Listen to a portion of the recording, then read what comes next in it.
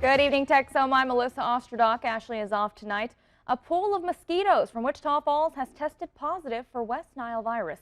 Ernest Rother joins us now, and Ernest, city officials say there's no need to panic. City officials say Wichita Falls is a known area for mosquitoes testing positive for West Nile virus. But while there is no need to panic, there is some necessary information people need to know to help prevent more positive tests.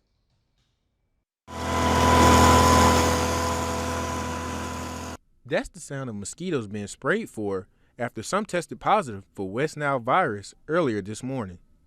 This marks the first time this year of a positive test, but the city isn't surprised. West Nile virus is a zoonotic disease, which means that it's a disease that's carried by animals that humans can get. It is endemic to this area. It's not surprising that we found it in our mosquito pool. It happens most years. Blair says positive tests usually don't show up until late July, August, or September, but there's a good reason for such early tests this year. It got so hot so fast and really dried up a lot of things, and so we just have a few puddles that have some nice organic matter in there that we were breeding the Culex mosquitoes early this year. And one young Wichita Falls resident says these mosquitoes are very much in full effect.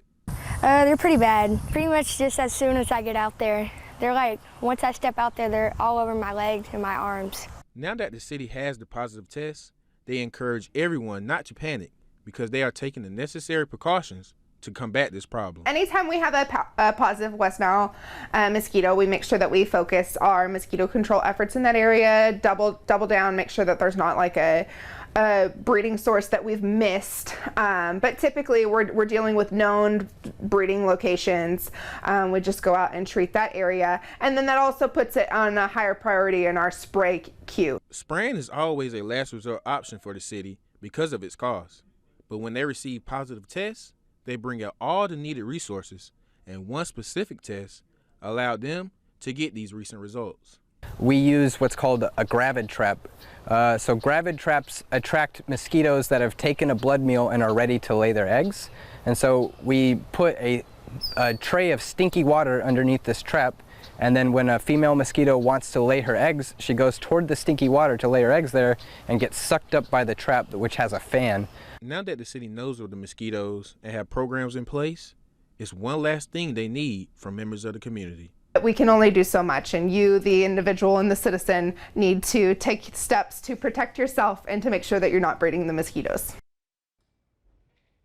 Now, city officials say they have some steps that people can take to help prevent mosquitoes. First, wear long sleeves if you're out in the yard doing yard work. Secondly, wear insect repellent so that mosquitoes won't be attracted to you. Check your gutters and standing water because mosquitoes are attracted to birds and water. If you have a pool, please take care of it, and if not, dump the water out. And lastly, have your home sprayed for mosquitoes so you won't be attacked by them. Ernest Rother, News Channel.